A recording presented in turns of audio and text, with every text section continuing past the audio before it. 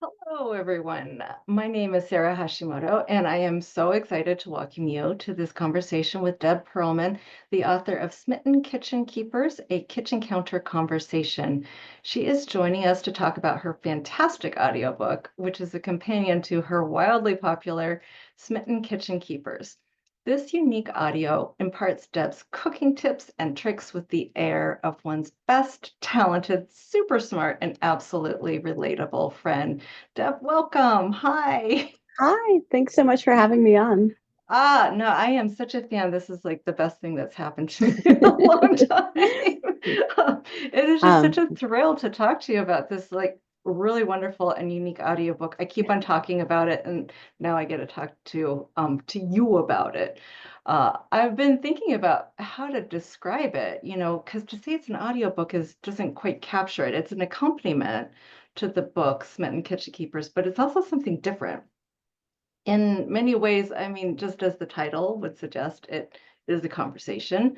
Um, and I know that you didn't actually hear me saying, that's what I do with fluffy snow peas, because I did it. I've been doing it. I've been doing it with all the vegetables. But part of me kind of felt like you might have heard it. I um, did, I did. I wonder if you can discuss how and why you decided to go forward with this type of audio production rather than offering a more traditional reading of the print title. Absolutely. So the conversation about this audiobook, which is not, we don't call it an audiobook, it's a special audio original, um, to use the parlance that I've learned since I began the project. We started the conversation a couple of years ago as I was wrapping up, maybe just under 2 years ago, as I was wrapping up the book tour for Smitten Kitchen Keepers. And I had this idea in my head that it would be really fun to do an audiobook. But we then spent a good year and a half trying to figure out what it would look like because something we all agreed on was that nobody wants to hear you read recipes out loud. Like nobody wants you to hear you say 1 cup of flour, half a teaspoon of salt. Like that's not a good audio experience. So what would this be and what would it look like where we could have an audiobook that wasn't just a straight read of the book? And this is what we came up with, where we decided to focus on a bunch of favorites from the book. And rather than just reading it verbatim, I do go over the head note. We get to dig in and have more of a conversation because for me, that's my favorite part. I love the head notes and I love the chattiness and I love talking to people the way we would talk if we were hanging out in the kitchen. Like if you were at the kitchen counter and we were cooking together or I was cooking and like we were talking, I love all of those bits and pieces and they don't make it into head notes most of the time. They don't make it into the recipe. So it was fun to be able to pull all that stuff out and get it in for a more hopefully like intimate, cozy feeling experience. Well, I definitely think you succeeded. The thing about me, I should say, is that I am somebody who I read with my ears primarily. And so, and I use cookbooks as a tool, but I Mm-hmm. prefer rather than reading all of the things with my eyes, I really enjoy that experience. And I noticed you also mentioned it was an audio experience, which is such a great way to do it. I think sometimes people will talk about audiobooks as like a reading of that, and this isn't that at all. I think the experience is the way to describe it. So for me, this was kind of like the perfect thing because it's like I can listen to you talk about like different parts of this and like your favorite things and like, oh, this story popped in my head and that kind of thing.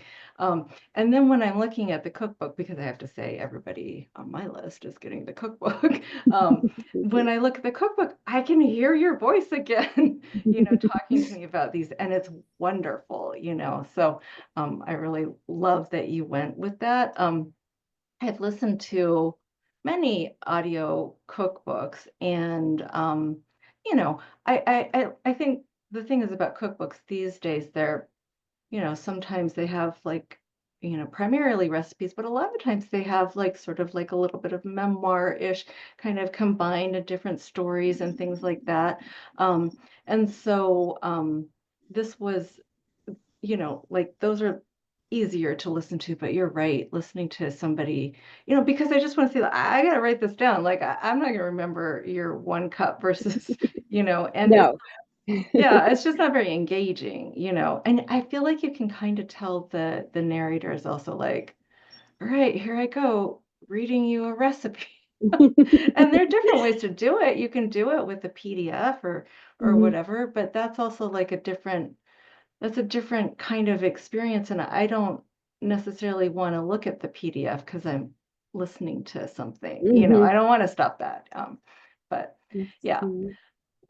I We did actually provide the recipes on a PDF because we didn't want the audience to be limited to people who already had the cookbook, and Right. also can't get you all excited about a recipe and then like not give you the recipe. But it's a very abridged version of the book, so it's not the full experience, but it's the full audio experience, which we felt was important. Yeah, yeah. That's And I'm that's not really great. Yeah, I'm not sure that, I mean, I'm not the expert on this. I'm not sure that every cookbook lends itself to being an audiobook, but for me, like the story heavy ones, and for me, it's always about the conversation. I always want to talk about like why this recipe, why this way, where it fits, how it works, what started it, like what I do with it. Like I feel like all those pieces are as important as the recipe working. I mean, the recipe working is at the very top, but after that, I think just having all the context of where it fits into your life and why this recipe and why you might make it right now. Um, and Yeah. what am I trying to do to make your life easier in when you make this? I love getting that in there, and so that's why I was hoping that an audio experience would allow you to hear all of that.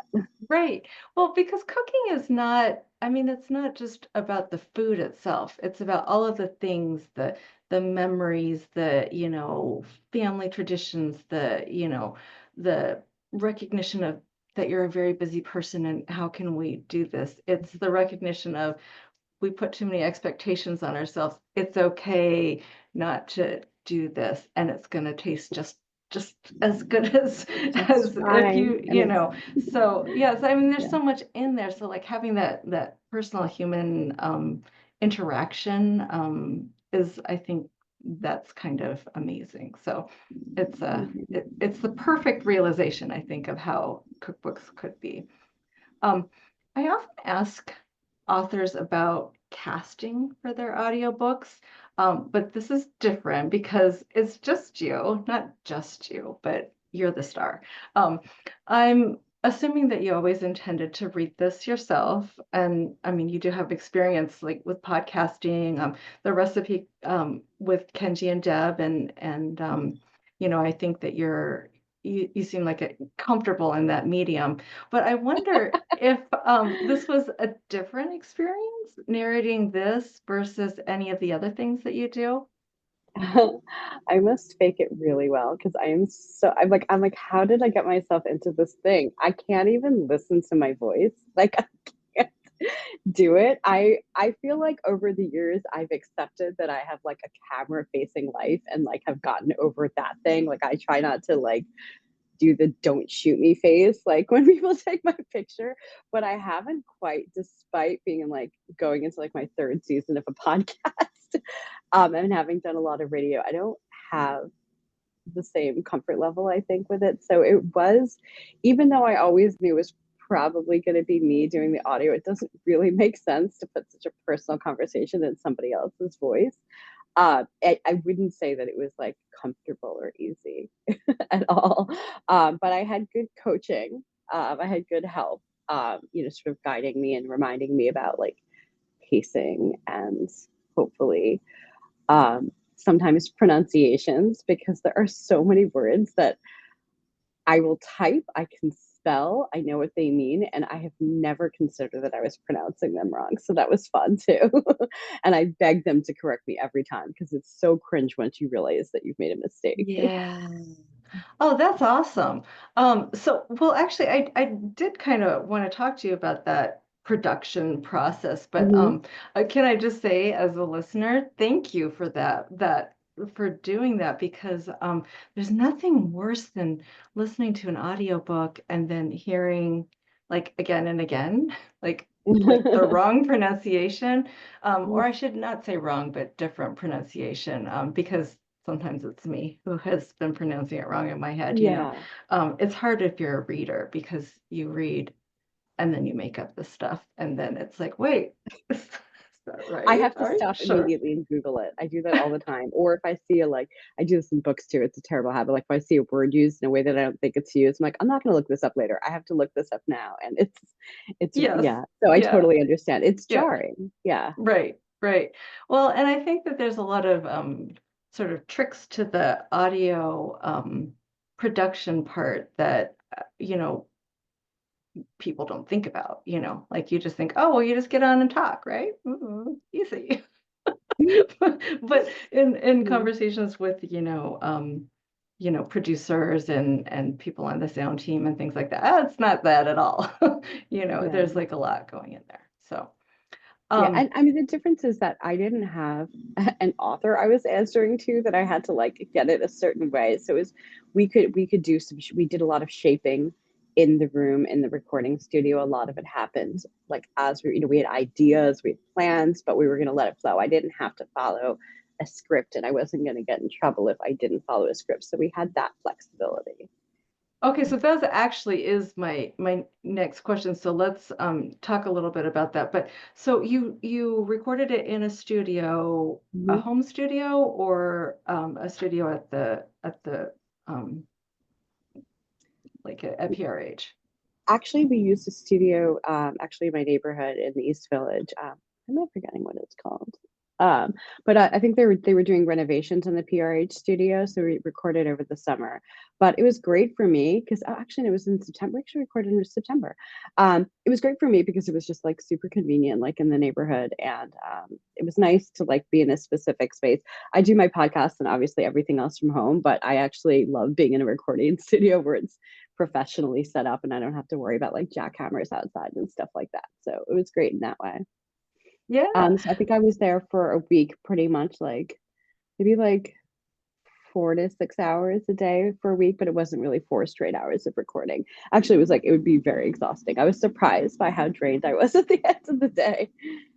Yeah, that actually was exactly my question there because, I mean, I think that you're well versed in doing podcasts, and actually nobody would ever guess that you were uncomfortable with that at all. And it could be that that's like also a good thing a little bit because I think that speaks to your relatability. I'll just Very decide. relatable. I cringe when I hear my voice. It's so Oh yeah, manipulative. I'll never watch anything that I do, not ever. It's But so bad, and I'm like, I need to like rip the Band-Aid off and get over it because you get better if you can face it. But I haven't. I'm not quite there. I also really don't watch TV appearances or anything else I've done. So no, because I'm always focusing on my chin. But it's okay. always something. I'm like, oh, did I really have to put my shoulder? I mean, women, we were like insane with ourselves, and I'm like, Yeah. I could just lower the noise. I just go out there and I do the best I can. I don't say anything I don't want to say, and then I just hope it all worked out. Well, it did. It worked out great.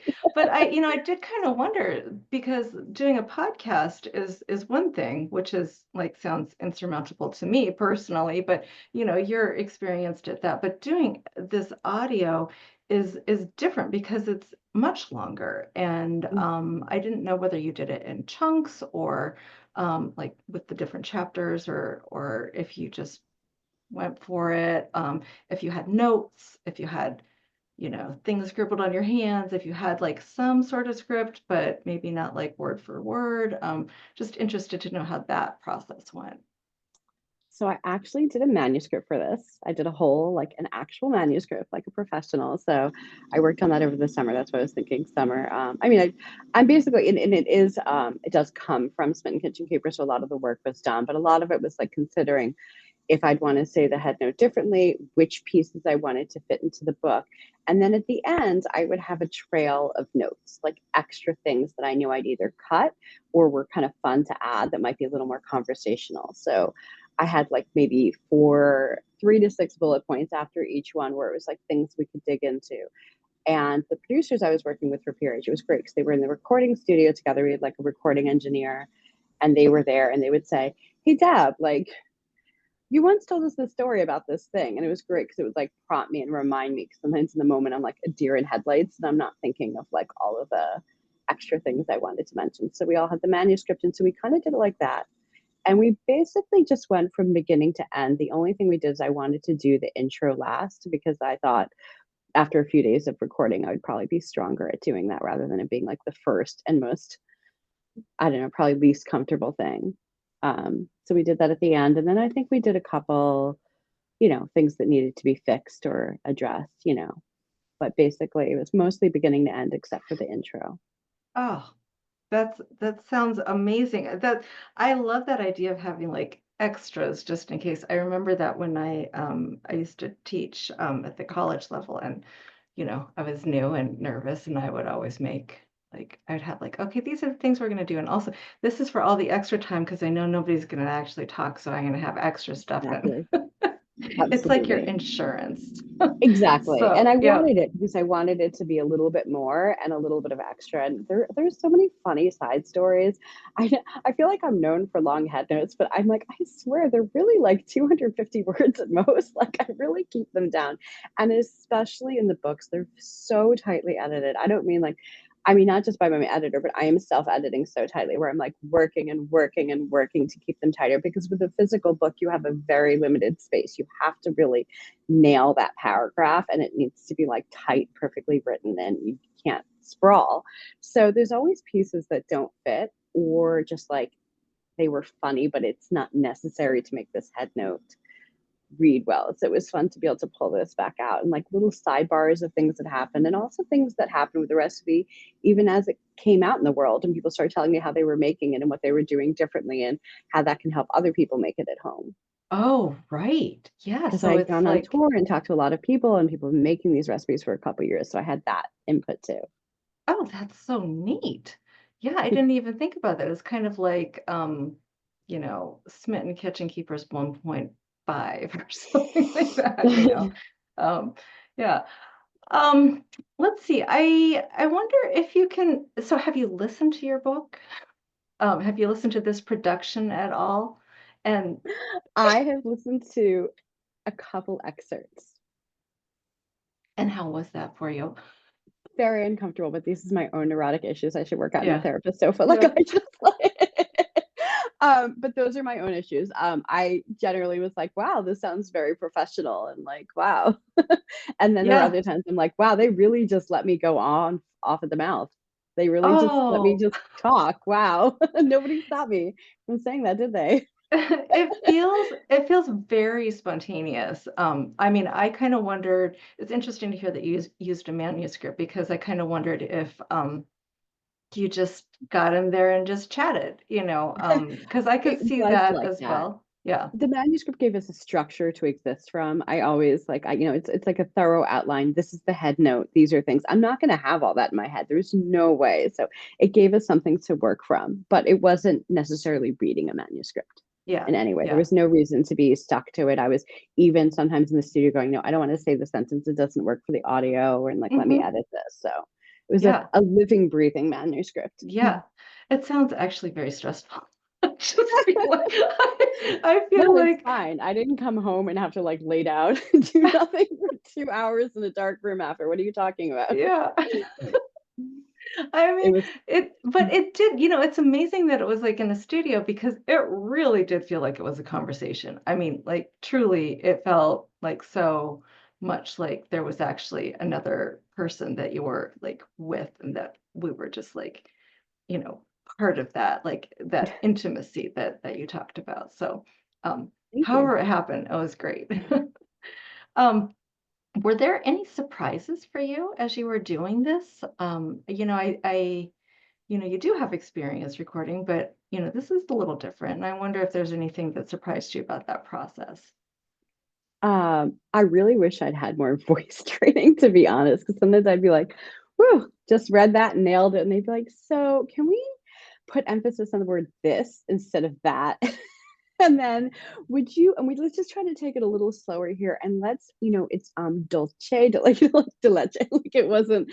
And I'd be like, sure, yeah, let's go with that again. And I wanted this, but it was just so like, wow, like so humbling at times to Oh, have to be like, okay, so let's do it again. And then sometimes the more I do things, like the worse I get at them, actually quite often.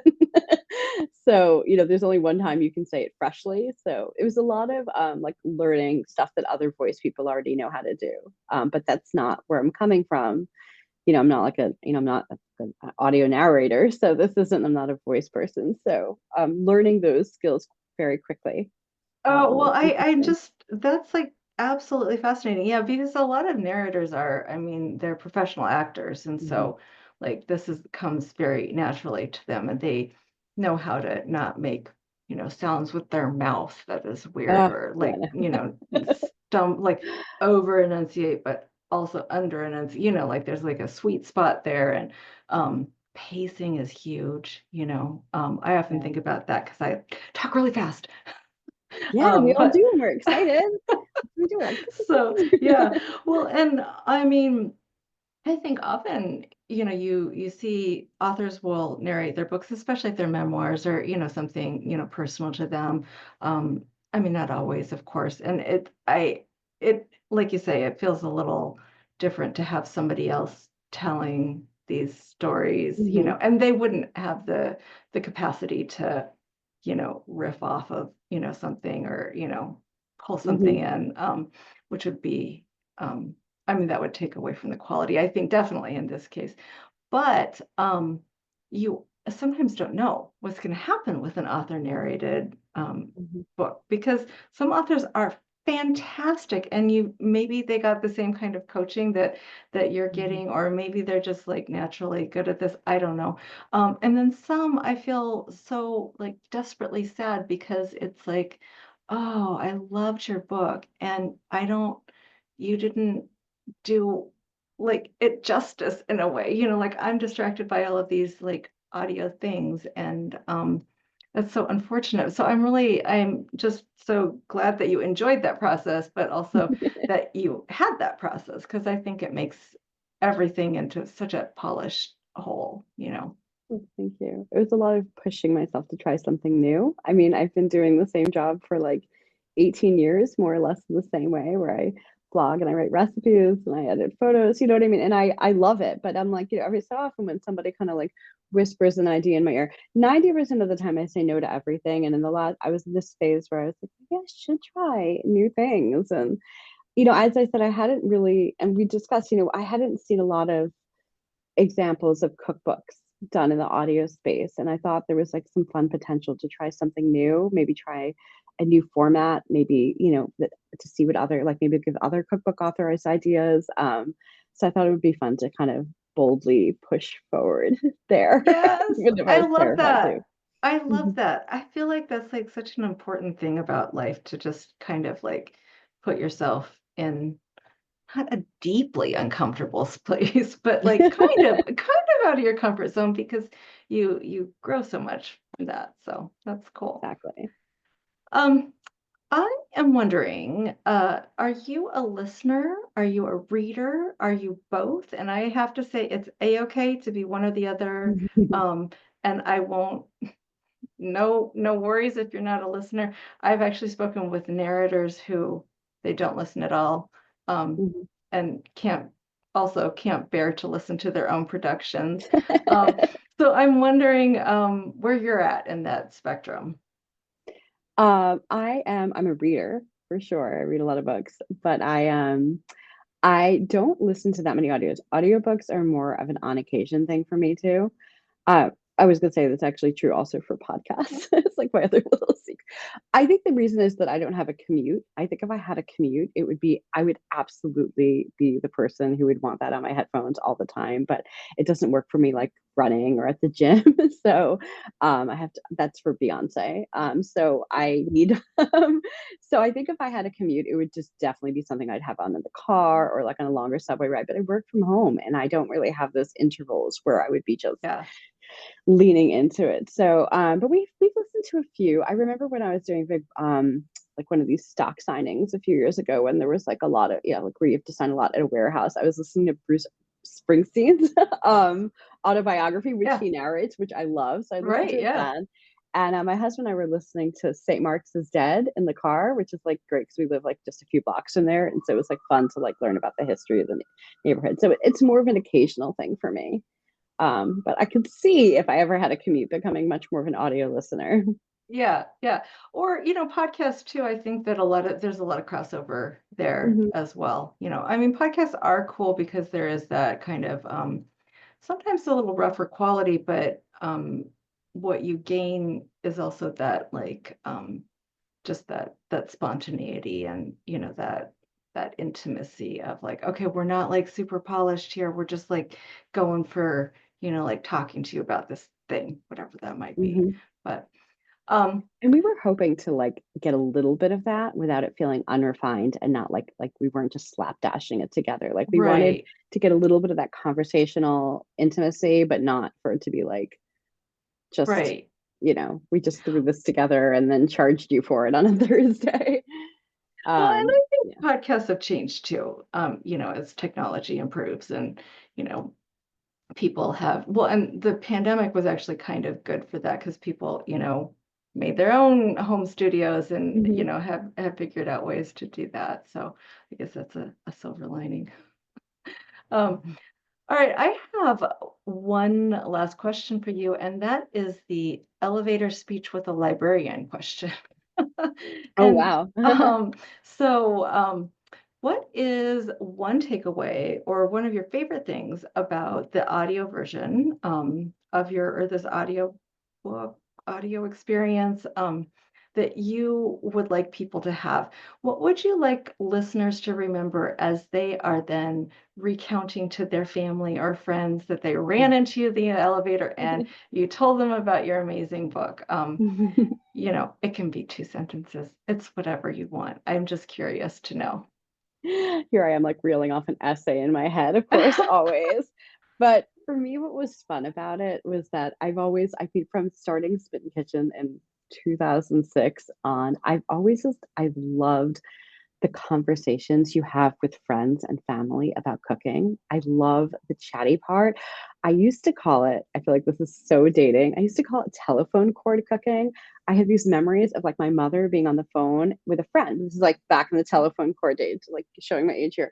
But the kitchens have the long telephone cord that would like stretch across the room, and I would be like playing with it and like sometimes I'd pull it out while she was on the call. Anyway, winding it around my finger. Anyway, but I love that, like, oh, so you just want me to do this with this? Wait, what are we doing with the salt here? Okay, so I use a little butter. I I think that is the nut of cooking. That's the nut of home cooking. It's just like conversations. And we write formal recipes and we write formal books and we need that too. But I feel like to be able to get back to a little bit of that chattiness and the back and forth and for somebody to be like, these parts are negotiable, these parts are not negotiable, and please, I need you to never skip this step. um I like that, and I can't always fit that in a cookbook or a Ah, printed recipe, so it's fun to be able to get that in the conversational part. That was not two sentences. You do not want to be stuck in an no, but it elevator with was me. so wonderful. We hit pause on the elevator. It's a-okay. That is a Don't get me off this great elevator. way to, it's just such a great way to end that. I have this image in my mind because I also remember those, and I remember being, you know, on the phone with, I feel like people talked on the phone more, like just like these long conversations. Now we're busy like texting and all It's of so much that, more enjoyable to get on the phone. I don't mean to right? go mad, but I just mean when you're like trying to explain. Do you ever just like Yeah. you're texting with a friend and then you're just like, this is ridiculous. I can't Yep. text all day. Okay, so this is, Yes. yeah, I want you to don't get the orange cheese, get the yellow cheese. Like, Yep. and those Yeah. those Yeah. things, I just feel like then you get that sense of how much matters and how much is doesn't matter and where you can be flexible because recipes don't encourage flexibility, but real life does. And we're all doing it. We're all just working with what we have and the time we have and the groceries we have and the energy we have. And if you could chat with somebody about it, they could walk you through Just love that. That's actually what I take away from your work and from this book is that idea of flexibility, and it's like okay to be you, you know, it. and and yet you also don't want to spend all that time making something where you thought that would be a good swap and Hmm. you broke the one thing that you needed to It, do, it, it and turned now out to be it's a not load good. bearing ingredient and it threw everything Exactly. off. load bearing. Yeah, it was like, so I have to tell you which things I feel like are the nut of the recipe and which things are the parts you can play around with. But if you play around with three of them, you might not be happy. Like, so I feel like listen, you're just trying to make dinner. Like, wouldn't it be Yeah. great if somebody could explain that to you? Like Yeah. what you can, Yeah. yeah. Right. Yeah.